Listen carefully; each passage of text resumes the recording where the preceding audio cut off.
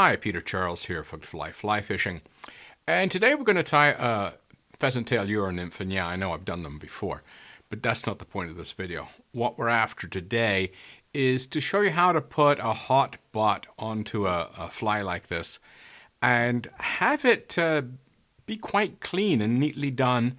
And we don't have the copper wire interfering with it. It doesn't interfere with the tail. I found this is to be probably the most practical way to do a butt on a fly like this without a lot of fiddle. And it produces a very clean end result.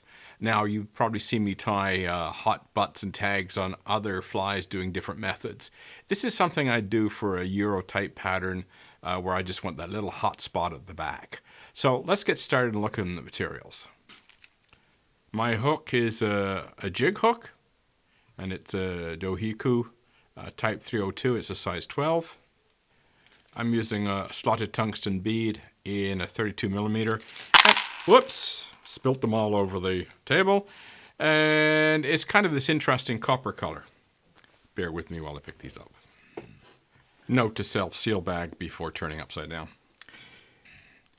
Our thread is going to be this 10-aught hot orange. Any hot color you want to use. I'm using hot orange, hot pink, hot green, whatever you want to use. Our tail and our body is going to be pheasant tail. The rib is going to be this medium copper wire.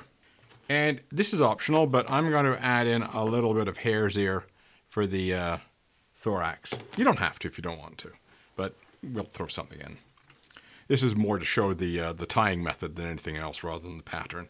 But I think this is a kind of, easy to tie, practical little pattern that, works quite nicely.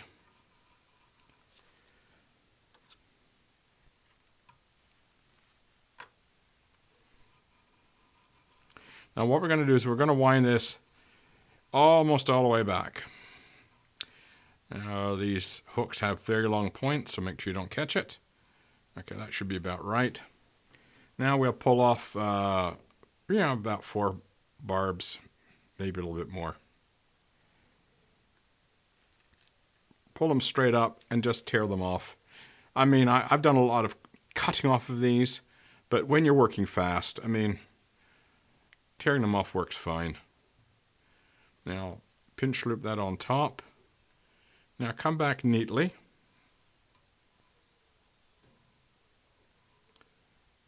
And come forward. And if you don't have quite the coverage you want, make another pass. Doesn't matter. There we go. Now I'll pull these up out of the way. Pull those barbs up out of the way. I'll just push them back a little bit because that's the one little fiddly bit you want those peacock barbs out of the way. Then I will take my copper wire and just nestle it in the bead. It pops out. Put it back in.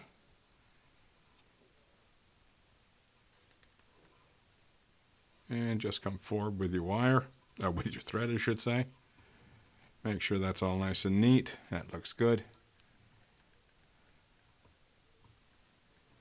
Now I'll just put a half hitch in here because I'm going to use my rotary vise. Now this next step you don't have to do. This is more because of old fingers. But I will grab my my pheasant tail barbs, and I'll put them in the hackle pliers and I'll give them a bit of a spin. Now I'll wind.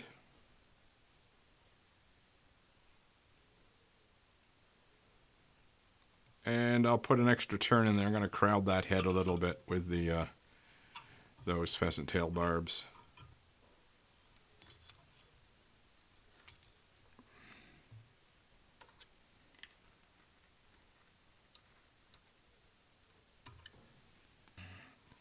Couple of winds back in there to hold it. Half hitch again.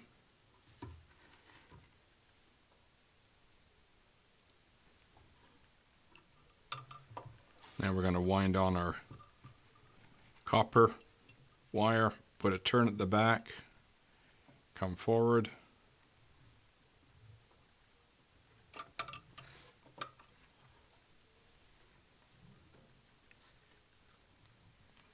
Now, the best thing to do at this stage is to helicopter the wire off. Unfortunately, I don't have the fingers for that anymore. So I got to come in here with my nail clippers, clip my wire off, and if I see a tag, I'll just use my fingernails, tuck that tag in.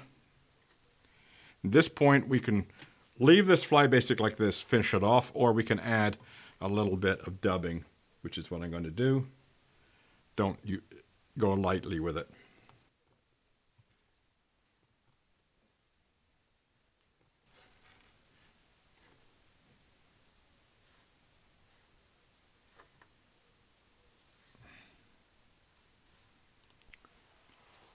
Okay, now I'm going to take a little bit of my UV glue here, and I'm just going to, this is the thick stuff, I'm just going to put a little blob right back there.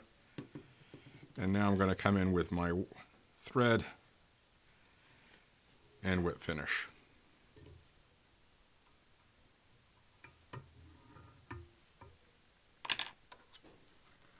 Now for the UV torch.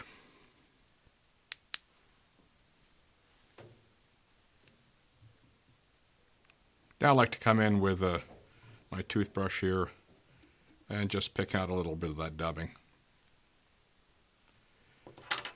Okay, there we have a very simple pheasant tail.